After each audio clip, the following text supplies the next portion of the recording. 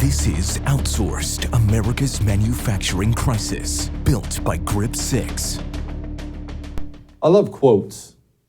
We're going to talk about America, manufacturing, how do we get it back here tonight, but I want to talk about a quote I love first. And oddly, we're going to go overseas for this quote. Isn't that weird for an America First special? Yamamoto, you've heard of him. Yamamoto, the Japanese admiral who was the author of the Pearl Harbor invention. Well, the Pearl Harbor invention. The Pearl Harbor invasion. He's the one who came up with this quote. And I think about this quote a lot as I look at America now. You see, when we think back on things like Pearl Harbor and World War II, we're proud, aren't we? We're very proud of what our country was able to do, what our boys in uniform were able to do. But do you want to know why we won World War II? On top of all that bravery, do you want to know why we won World War II? Well, don't take it from me. Take it from Yamamoto. Quote, anyone who has seen the auto factories in Detroit and the oil fields in Texas knows that Japan lacks the national power for a naval race with America. The truth is this. Oh, all that blood and guts out there and the troops, yeah, no question about it. They were the tip of the spear. But when we look back on things like that, we won World War II in the manufacturing plants, churning out tank after tank after tank, bomb after bomb, bullet after bullet, rifle after rifle, over and over and over again, while other modern nations simply had their equipment shatter, their food run out. America's manufacturing giant arm awoken and simply turned on the juice. And we overpowered everybody on the manufacturing line. Fast forward to where we are now. When's the last time you took a drive, or maybe you actually live in it, through the Rust Belt? See, I was born there.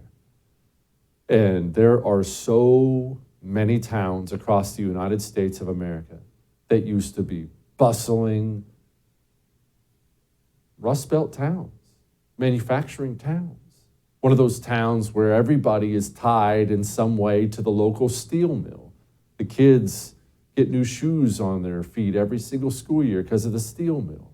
The wife gets pretty diamond earrings at Christmas time because of the steel mill. And those things are gone. They're gone, and instead we have a drugged out, listless Rust Belt now, because the elites in this country sent all of our jobs over to China. And I hate it. I want them back. How do we get them back? We've given China all this power over us. God forbid we have another world war. All those tanks and planes won't be coming out of our factories because the factories are gone. But that aside, how do we get back to having American jobs in this country? Can we? Is it even possible? Well, I promise you we're going to dig into that tonight. It's going to be fun, all right? Now, I do want to make sure that I do this over and over and over and over again. We talk on the show about putting our money where our morals are. I will tell you, for the longest time, I did not do this. I didn't care about made in America. I don't care. Just give me whatever's cheapest. You've probably done that too. Don't feel bad about it, but I want to change that. When I talk to you about Grip 6, it's more than the quality. I know you already know about the wallets. Everyone knows about the wallets. By the way, this is RFID blocking, meaning those thieves can't do that little scanner thing where they get your credit card just walking up to you. They can do that to you, not to me. My card's locked in. You know about the wallets. You know about the belts. No more little notches in the belt, fully adjustable. Whatever's perfect for your waist, best belts ever. You know about the socks. Wool socks that don't itch, they're good in the summer. I live in Houston and I wear wool socks in the summer. That's how good Grip 6 socks are. But you know what, forget about that. Forget about that. Made in America. Grip 6 makes it a priority. Made in America. A lot of their stuff is not just made in America, it's made in-house by Americans. That's why I love Grip 6. Go support an American company and get the coolest wallet ever. Most comfortable socks ever, best belt. Grip6.com/Jesse, all right? Grip6.com/Jesse. We'll be back. You're watching Outsourced, America's Manufacturing Crisis, built by Grip 6. You're watching Outsourced, America's Manufacturing Crisis, built by Grip 6. I wrote in 2015 the book, The Fourth Industrial Revolution. And I mentioned 23 or 24 technologies which will change the world. Our life in 10 years from now will be completely different, very much affected, and who masters those technologies in some way will be the master of the world. Master of the world? Huh. That's an interesting aspiration. Joining me now, Patrick Newman, fellow of the Mises Institute. Okay, Patrick, that doesn't sound like he has America's best interests at heart, but maybe I just heard him wrong. It's certainly he's looking for more of a globalist perspective where the United States is kind of subservient to broader, more worldwide interests. Of course, these interests are a small elite that's really running the show in various countries. Okay, but he's talking a lot about the fourth industrial revolution and things like that, but this stuff goes beyond many people. Many people are educated in America's education system, books. We won't go into the details. Why don't you act like I just got here from another planet and tell me what the first industrial revolution was? Sure. So the first industrial revolution initially started in Great Britain, then it was in the United States. This was really late 1700s, early 1800s, up until about the 1830s, a period of massive change. You saw a movement away from hand processes and craftsmen to interchangeable parts. This was the rise of the steam engine. So actually creating machines to power things aside from being powered by animals or humans or water. You saw the rise of iron manufacturing and also mass-produced clothes, or the textile industry, as it was called, basically making clothes through wool and cotton. You saw the rise of chemicals being manufactured, particularly sodium carbonate and various other type of chemicals used in glass and soap and so on. So this is a really big change that happened in the early 1800s that really revolutionized human society. Okay, the second one, what was it? Well, the second one took place about 40 years later, really started in the 1850s and then continued throughout the rest of the decade. And you saw a bit more technology and more advanced manufacturing. We now see the railroads being utilized, right? So the railroads are being developed. This is how people are traveling across the continent of the United States. The rise of electrical power. You see petroleum. So people are using oil or kerosene to light lamps. Then they're using it to power automobiles that become a big thing in the early 1900s, 1920s, thinking Henry Ford and General Motors and so on. This is really the beginning of sort of the modern economic society with mass-produced consumer products, as well as a lot of the things we take for granted, such as toilets, sewage, electricity, as I've mentioned, plumbing, and so on. Okay, I'm sure you guessed where I'm going next. The third, what was it before we get to his desired fourth?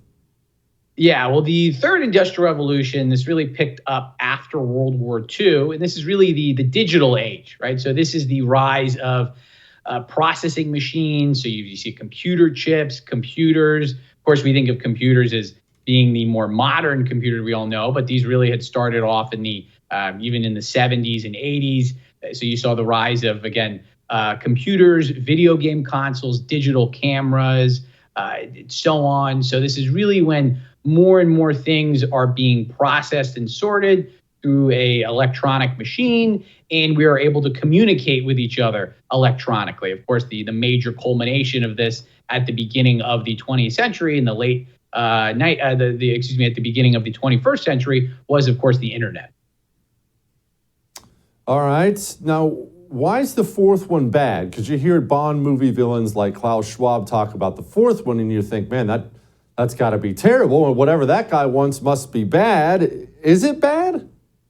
Well, there's certainly the fourth industrial revolution, like the other industrial revolutions, can provide a lot of things to make people better off. But of course, in the wrong hands or with the various government policies, it can make things, the lives of many people worse off. The big thing we could say here with the Industrial Revolution, the fourth Industrial Revolution, is the rise of AI, artificial intelligence, and how artificial intelligence will be used. And of course, wrapped up with this concept of a fourth Industrial Revolution is how are we going to power things, right? In the first and second and third Industrial Revolutions, we powered machines, we powered society through, I guess you could say, with various pollutants, but not green technology. So tied in with this fourth Industrial Revolution is supposed to be this this total overhaul of how we power society through various green technologies and so on, and how this will interact with artificial intelligence. And there's going to be, the government's going to have a lot more control over people's lives and being able to monitor what exactly they're doing, as well as how to shape them to engage in certain activities.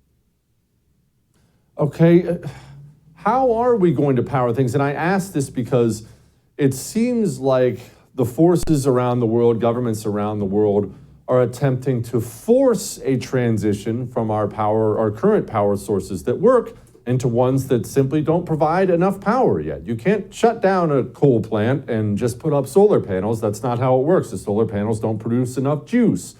Are we forcing it? Are we going to hurt ourselves by trying to force something? I'm of the opinion, and I think the evidence backs this up, that we, by us forcing these types of technologies, or these so-called green technologies, solar panel, even a move to more electric cars, and not using gasoline and coal and other sorts of quote unquote pollutants, this is going to hurt us. Of course, it will help the companies that are producing those, that are getting various subsidies from the government. It, of course, will help other countries that are trying to get a leg up. And really, the main result of this is that in order to industrialize other parts of the world with these new technologies and with these new methods of power, we are going to, the United States is going to have to get hurt. So this is, it's going to create a lot of upheaval. It's going to enrich certain businesses and government officials that are involved in this kind of environmental racket, I might say, and it's going to could really hurt human living standards. Can we bring manufacturing back here, Patrick, or is it gone forever? I know we've shipped so much of it overseas. We want to control some of our supply chain, obviously, especially the critical parts. But is it possible, or is that a pipe dream and we're just a globalist world now and that's just the way it is? I think it's possible to bring back certain types of manufacturing. We have to think about, why did certain manufacturing companies leave the United States? Some of this is just comparative advantage. Certain countries have access to better raw materials, or they have cheaper labor, they have more favorable regulations, et cetera. Other reasons is inflicted by the government policies. So we can have stronger labor standards, OSHA. We have stronger environmental standards. I'm thinking of the EPA. For the longest time, we had the highest corporate income tax rate in the world, at least the statutory rate, and even with various exemptions and so on, it was still very high.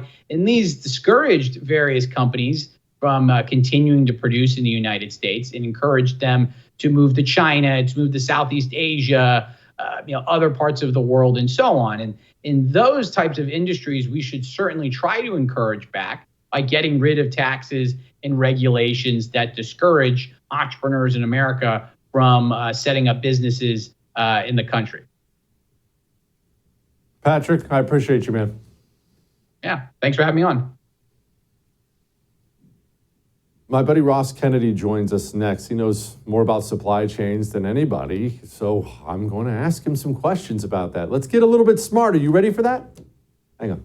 You're watching Outsourced, America's manufacturing crisis, built by Grip 6. You're watching Outsourced, America's manufacturing crisis, built by Grip 6. 10 years ago, how many knew what the hell a supply chain was? No, I'm serious. You know, everybody made fun of Joe Biden for that, but I remember the beginning of COVID when 15 days to slow the spread was initially proposed. I remember this. Fauci and Trump up there, hey, just 15 days. And I remember sitting there screaming at everybody, do you understand how supply chains work? And everybody told me to shut up, that I wanted grandma to die, and that we could just pick up the remote control and just unpause the economy after we pause it. I remember this like it was yesterday. So maybe Joe Biden accidentally stumbled into something legitimate. Maybe people really do not understand how supply chains work. So let's bring in the expert, my buddy Ross Kennedy, Fortis analysis and also a supply chain expert and national security expert. Ross, okay, this is going to be the ultimate dumb down for a guy like you, but pretend like I've been educated in America's education system. I therefore know nothing about supply chains in the business world. What's a supply chain? Well, I mean, essentially, it's just all the different things and partners that come together to make another thing. If you're talking about Legos, you know, the people that would be making the plastic material that the Legos are formed from, the people that are making the machines that actually mold the Legos. You know, if a physical thing is being made and transported, or in some cases, the software and design elements of a complex thing, that all constitutes a supply chain. So it's just how a thing gets made and moves to another place to be eventually consumed, whether it's by a business or by a consumer. Ross, how does this work when we bring in other countries? And this is the part of it that gets so convoluted, even in my mind, and I understand supply chains because, okay, I've got to make my Legos, but in order to make the plastic or whatever it is to make the Legos, I need this special ingredient from Nepal, but I also need another ingredient from the Philippines. But wait, the government just changed its policies. There's an extra tax on what it's from. You see what I mean? It gets so confusing when you make it international, does it not? Yeah, it does. It's we went international. Globalism became the dominant way. It became the default mode for the Harvard MBAs of the world in the 80s and 90s, because at the end of the day, it was all about getting to the lowest cost per unit. Now, whatever that widget is that you're making, you want to make it as cheaply as possible, of course, and sell it for as much as you possibly can. And so what you saw happening was that manufacturers and suppliers began to co-locate their manufacturing at the cheapest place they could purchase and then combine and assemble all of the goods. Usually the limiting factor was going to be energy costs, labor costs, or regulations. So in the US, as we began to implement more expansive regulatory reform related to the Clean Water Act, clean air, as our energy got more expensive, as it became more difficult and expensive to hire people to make chemicals, whatever it may be, places like China stepped up to fill the gap because they were very cheap for labor. They obviously didn't care much about the environment. And then what built up around that was a transportation method, or transportation supply chain element, which was how do we get the things we're making over there to here? And then you began to see the ocean carriers begin to drive their own costs down, and the rise of containerization made it so that things could be made and transported to and made in one place, and then the finished product transported here to be consumed. So at the end of the day, generally the more expensive or difficult it is to make a thing, the less likely a given government is going to be, supporting the manufacturing of those things. Globalism when it comes to an economy, is it bad? Is it all bad, or is some of it good? What's the Ross analysis? The more you can control the things that you desperately need, the bottom of Maslow's hierarchy, if you will, food, water, energy, shelter, clothing, the better off you are. Globalism gets, I guess, more useful if you're looking at luxury goods, or if you're talking about things that are nice to haves, not need to haves. But in the case of the United States, so many things that we desperately need that would be a leash or handcuffs on us, or a way to control us if those things were to go missing or were to be cut off. We are far too dependent on global sources for that. So it's not even that they're made in a neighboring country that's friendly.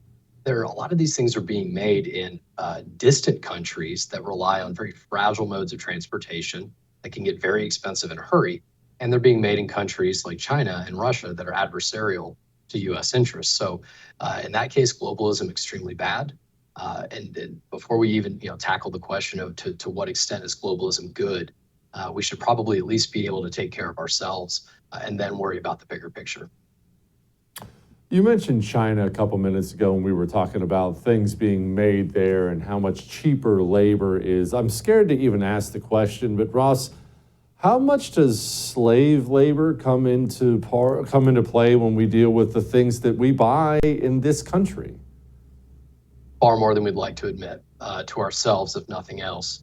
It's not just in Xinjiang involving the Uyghurs, though, of course, that's the issue that's gotten a lot of shine in the last few years. But if you look at China's dominance in the rare earth metals industry, if you look at their dominance in various forms of high-end manufacturing, even, if you look at their dominance in textiles, if you take all of these things together, the one common link is that many of the large production centers for them come from areas, or the supply chains for those industries begin in some of the far-flung distant provinces of China, where they do absolutely utilize forced labor.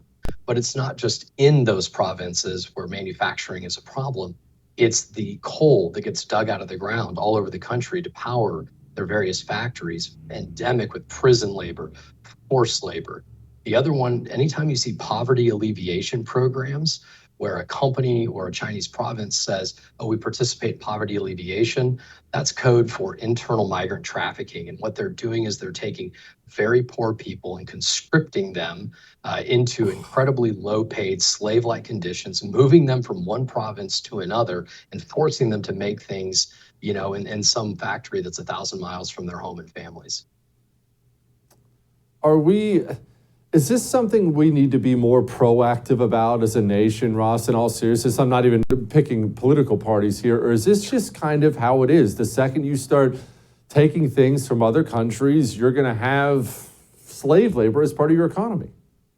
Sure it is. And it's not just China. It's in the Congo. Very famously, they utilize artisanal mining as a way, if you will, but which just essentially means a mom with a baby on her back and a pickaxe, smacking at the rock. These types of things are all over the world. It is that way, but it doesn't have to be that way. There are a lot of ways that we can decouple ourselves from these types of situations, and we can get more aggressive about pursuing human rights and the bottom line. There doesn't have to be a tension between them. In the U.S., we've utilized UFLPA, the Uyghur Forced Labor Prevention Act, and a recent discussion I was having with some high-level Customs and Border Protection officials who is one of the regulating agencies in enforcing that act.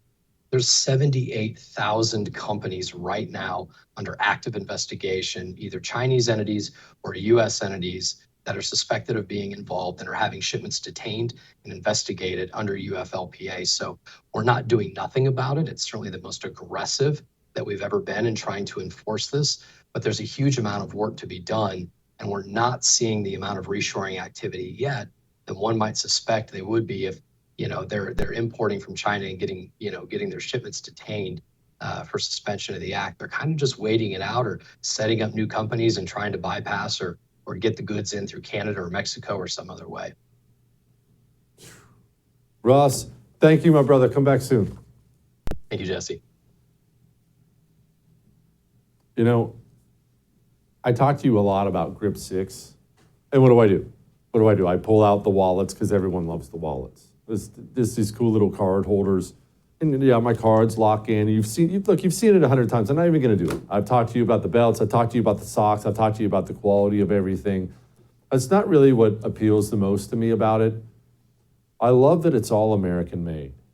American made. American made. And I'll tell you, to my shame, I never used to place a big priority in that when I was younger. In fact, when I'd have an old timer say, buy American, sometimes I'd roll my eyes. Okay, buddy, if I'm going to go with what's cheaper. And those days are past. We need to make American made, the American worker, American quality, the lack of American slave labor a priority. I love that about Grip 6. I do.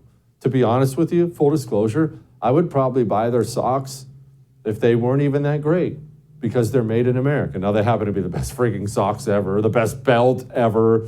You already know about the wallet, but I love that. Praise the boys of Grip 6 for that, for sure. And I love that they have new stuff coming, too. By the way, if you want a wallet, and you should, or socks or a belt, whatever they make, made in America, that's putting your money where your morals are, go to grip6.com/Jesse, all right? They give you a special discount out there. grip6.com/Jesse. We'll be back. You're watching Outsourced, America's manufacturing crisis, built by Grip 6. watching Outsourced, America's Manufacturing Crisis, built by Grip 6. Where in the hell is it written that says America can't lead the world in manufacturing again? Where is that written? I don't know where it's written. And it's not going to be on my watch. Ladies and gentlemen, I'm getting criticized internationally for my focusing too much in America. The hell with that. Who's saying that? Where is it written? Where is it? You know what? Joining me now, John Carney, Breitbart News, finance and economics editor. John, I hate to interrupt the president when he's having conversations with himself, but what has Joe Biden actually done to bring manufacturing back here? Because I, having grown up in the Midwest, I know what's happened to the Rust Belt. Where did our manufacturing go, and what's he done to fix it? Well, first of all, yes, our manufacturing went to China. The whole world sent their manufacturing to China. He hasn't done anything to fix it, except, surprisingly, he has not repealed the Trump tariffs. People scream that these were going to destroy the economy, cause inflation, do all this stuff when Trump put them in place. But we now see that was all Trump derangement syndrome, because Biden's kept almost all of the tariffs in place. And, the world keeps going on and people don't even notice it anymore. Okay, did they help? I'd always kept them in place. Did they help? What did they do? Should we be doing more of it? Yeah, they helped a little bit, but not very much. We need to do a lot more. One of the things we found out during the pandemic is how dependent we are on China. When China locked down its manufacturing cities, there was a lot of things we just couldn't get in the United States. Things that that are mostly made in America often have Chinese components to them. And so when China wasn't shipping us that stuff, we couldn't do it. We couldn't make it. Toy companies were, people wanted to buy toys for their kids because their kids' schools were locked down, and you couldn't get toys because all the toys came from China. We probably need a lot stronger of a trade barrier to prevent China from, running roughshod over us. And frankly, the trade deficit with China is rising very rapidly. So whatever we've done, it just isn't enough yet. John, beyond tariffs, which I don't even know how I feel about tariffs, it's just that it doesn't ever seem to work out the way it looks like it's going to work out. But beyond those, whatever we feel about them, how do we start making more things here again? And I'm not naive. I know it's not the year 1800. I know that's a global economy and that's the way it is. But I would like it if a Midwest Rust Belt town could have a couple steel mills and have people earning good wages and have a good life. It's pretty insane. We used to be one of the greatest furniture makers in the world, the United States. Yeah. We produced lots of furniture. I was recently trying to buy a kitchen table, and trying to find one made domestically was really difficult. I could not find furniture made in America. Why is that? How can it make sense that, my kitchen chairs come from China? Like that seems a long way. Why aren't they coming from Tennessee or Ohio? We used to have a huge furniture manufacturing base here, and we don't anymore. We gave it up. Can we get it back? Because I realize it's the labor thing. I'm not naive. I used to work for my family business. I know when Dad looked at the profit loss sheet, it was always the labor market that was never a good mark. And so companies are always trying to reduce that mark, reduce that number. Okay, well, we can't start having slaves here in America. I don't think anybody would prefer that, Lord willing. So China does, we don't. How do we compete with people who have slave labor? Yeah, basically what we need to do is just have a rule that we're not buying stuff from China. I mean, I don't think a numerical tariff can be high enough to justify buying stuff from countries that have slave labor. So I would say no, nothing from China. That should be the rule. It'll take some time to get there, though, because over the last 23 years, we've become incredibly dependent on China, and we can rebuild American manufacturing. Heck, we don't even just have to rebuild American manufacturing. If we just took half the jobs we exported to China to enrich China's peasantry and put those in Central America, that would go a long way to solving our border crisis. One of the reasons that our neighbors to the south have remained so poor is that many of the jobs that economists 25 years ago assumed would be migrating into Mexico and from Mexico south from there actually all ended up in China. So yes, American manufacturing has been devastated by China, but so has Central and South America. The jobs that would normally, they would be exporting stuff to us, ended up all going to China. Okay, that's very interesting to think about. So is that one of the things, because this has always been a frustration for me. I realize we're getting sidetracked. We're supposed to be talking about made in America, but whatever. One of the things that's always frustrated me is the condition of Mexico. It's such a disaster, and it shouldn't be. I just love it. I love the people. I love the vacation there. I love the beer. I love the music. I love the food. They have great natural resources. They have 2 oceans. I look at Mexico and I think this should be a superpower, and instead they suck. Why? I do think China played a big role. When we put in place NAFTA in 1995, this was going to be a huge opportunity for Mexico. Instead, a few years later, we allowed China into the WTO. China took all the jobs. If I were a Mexican, I would be very upset at the way China basically was a predator on the Mexican economy. Jobs that would have been being done in Mexico are now being done in China. I think we can reverse that process, though. I don't think it's too late. Just because we're buying so much from China now doesn't mean 10 years from now we have to keep doing that. And in fact, I don't think we can keep doing it. I think the change is inevitable, and we need some politicians who will actually start to put policies in place to make this happen. Is there any willpower for that, though, John, when it comes to our politicians? Because, look, we talk about Trump, and I'm grateful that we have a more America First GOP, more America First focused GOP right now. They have a long way to go. But it still seems like this has been a both-party thing of just, hey, American manufacturing doesn't matter, screw it. It seems like we're a million miles away from reversing that. But are we closer than I'm selling it? No, we are pretty far away. You're right that the exporting jobs was popular with both parties. I think, though, that Americans saw 20 years ago when Pat Buchanan was warning us that this was going to happen. People said, "Oh, he's fear-mongering. The jobs aren't really all going to go to China." Now we can look back and we say, "Okay, we didn't get the bargain we were sold. We didn't get advanced manufacturing jobs while we sent the primitive ones off to foreign land. In fact, we just wiped out entire communities throughout the American Midwest. So we can undo that. We don't have to keep the policies in place that allowed this to happen.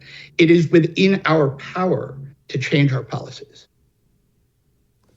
All right. John, who needs who more? I wrestle with this, and I should have just called you because you're the smart one. Who needs who more, us or China? And I think about this because, look, we are competitors, but we somehow need each other. We're competitors, but we're married. There's scary things going on right now in the world. So let's say, God forbid, World War III kicks off here. Who is going to be in more trouble? I think so. China needs our market. They do not have enough of a domestic demand economy to support all the jobs that they have in China. So they need us. But I think they could get by for a few years without us. We can't get by without China. We have become dangerously dependent on China. If China decided, you know what, we don't like the way you're treating Russia, we're going to put economic sanctions on you and not sell you anything for 2 years, we would be in a lot of trouble. We are too dependent on them. We need to wean ourselves from that dependency. And frankly, I don't really, we had Trump and he talked a good game, but even his policies didn't go far enough. And so we're going to need something even stronger than that. All right. John Carney, thanks, brother. Come back soon.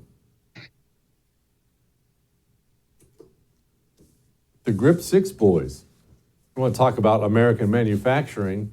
Well, the boys from Grip 6 join us next. You're watching Outsourced, America's manufacturing crisis, built by Grip 6. You're watching Outsourced, America's manufacturing crisis, built by Grip 6. I've been obsessed with belts for a long time. I wear a belt every day, and there was like 3 things that always drove me crazy about belts. You have all these holes, but you only use one of them. This big flap hanging off the front, and it usually sticks out under your shirt. And so I'd search high and low for a belt that would like not do any of those things, and I couldn't find it. There's enough things in life that are super complicated, and I like to simplify things down. As an engineer, I thought it'd be fun to try to design something myself that would actually be able to do that. So the belt's really cool because it solves those exact 3 problems. There's no holes, there's no flap, and it's super flat, like low profile. When you put it on, it doesn't stick out under your shirt, it ends up being super comfortable, and it's just extremely simple. We make our products right here in the USA. The webbing's a military webbing that we have custom made for us. It's rated at like 3,000 pounds, it's got just a ton of strength. The buckle that goes with it is an aerospace grade aluminum, and we actually make them ourselves like in our shop. The strap and the buckle come apart super easy, and you can mix and match anything that you want, so you can make like 45 combinations. We have a ton of confidence in our product because we wear it every day, and we know that people that buy it absolutely love it, and so we're more than happy to say, just give it a shot, because if you don't love it, we'll totally give you a refund, no problem. You know how I knew I was getting old?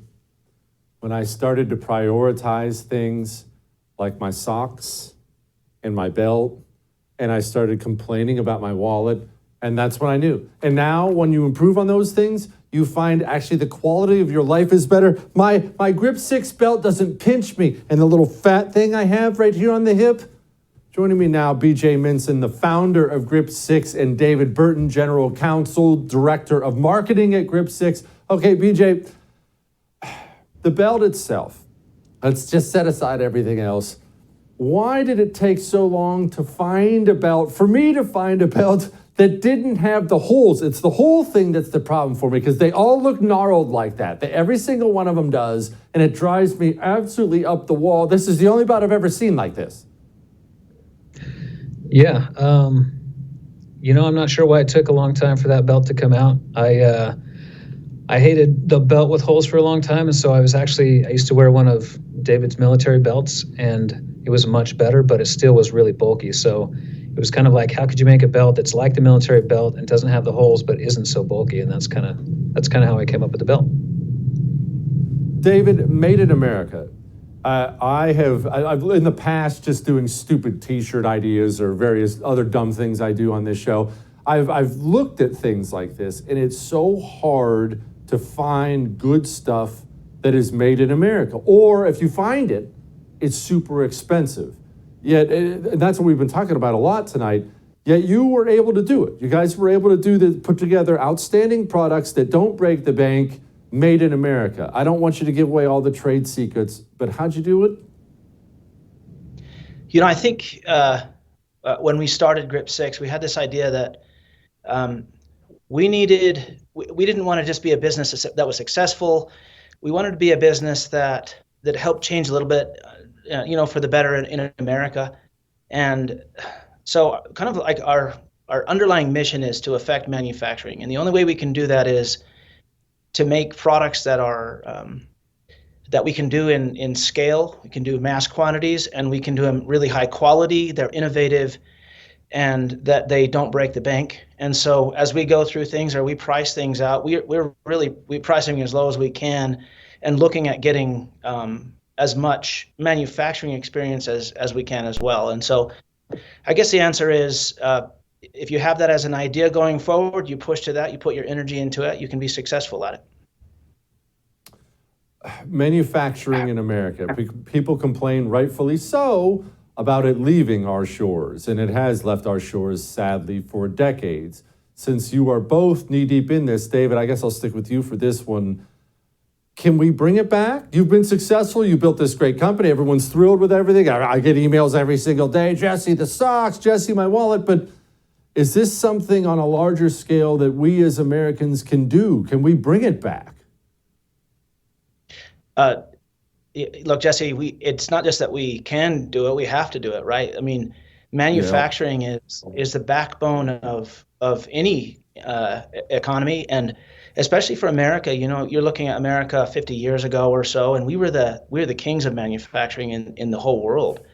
So a lot of our economic success was built on the backbone of manufacturing, and the loss of manufacturing to us has been devastating. And maybe we don't feel it right now, but we will feel it in the future when we've lost the expertise and the knowledge, skills, and abilities that we really have to have to be a strong economy. So as manufacturing overseas, we lose control of it, and that means to some degree we lose control of the economy. And so we believe in a free market and global trade, but an understanding of the importance of things being made by us, right, is critical for Americans to regain. And the ability to do it again is to have the pride in it ourselves, in not just making products, but products that last a really long time, that are, like I said before, innovative. And we give everything, for example, at Grip 6, a lifetime warranty to make sure that we can test ourselves and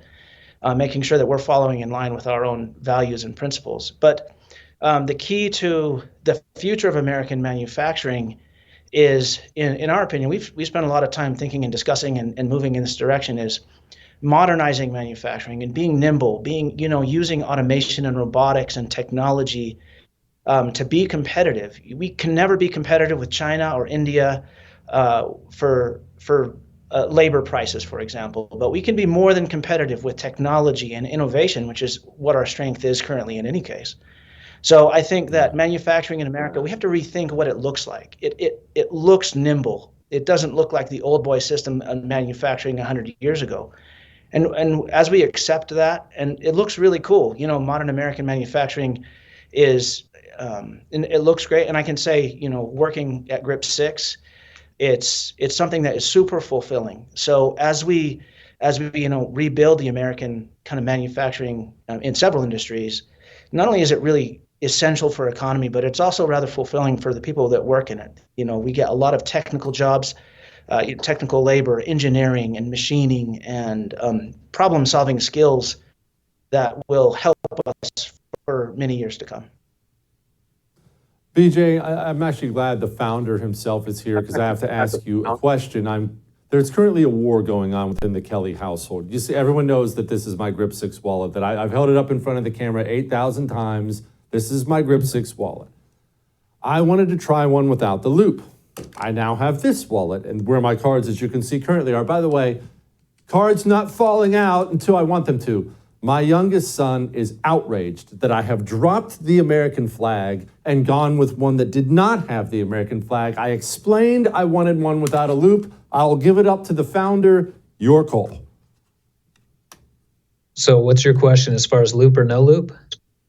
Loop or no loop? Which wallet? Do I go American flag with the loop or straight black? I love the American flag, obviously, and I'm a loop guy myself. The loop is super nice to be able to grab something, pull it out, play with it a little bit, use your cards, and you don't risk dropping it because you have such a firm hold on it. So I'm a loop guy myself. I would go with the loop. BJ, David, Grip 6. Okay, each of you, 30 seconds. David, we'll start with you. Grip 6. What's the next product you want? Don't tell me you're going to stop at belts, socks, and wallets, because you already make the 3 best things in the country. What's the next one? Give it to me. I think we're going to jump out and go into something that's not an accessory. So pickleball paddles. We're also working on disc golf discs. And the call that we keep getting is for wool hoodies and wool sweaters. So that's my desire, is to go in that route. We need to build out more machines and get our technical expertise and manufacturing expertise into that. And I could say that within a year happening. BJ? Yeah, I mean, we've talked about it internally. I would just echo what David said. Yeah, we've got the pickleball paddles, which we're actually very close to and will probably happen by this summer. And then we kind of want to get out of like the accessory thing and kind of into some bigger markets. And obviously that requires bigger manufacturing, and that's something that we're always happy to do. So yeah, we're always kind of looking for the next thing. You guys have no idea how angry my wife is going to be that you're coming up with hoodies now. Hoodies are my favorite thing in the world. I think I have like 20 of them, and now I'm going to have Grip 6 hoodies on top of it. And pretty prolific Frisbee golfer. We called it Falf back in the day. BJ, David, thank you both so much, man. I love you guys. You know I do. Thanks for having us. Thanks, Jesse. Of course. Grip 6 boys. Made in America. Talk about putting your money where your morals are. There it is right there, all right? All right. Now, let me talk about this for just a brief moment. Made in America matters. We try to make sure we will bring you products as often as we can that are made in America. Now, what responsibility do you and I have? Let's patronize those businesses, right? Wherever you can find it, patronize those businesses. Next time you need some socks, a belt, wallet, you know where to go.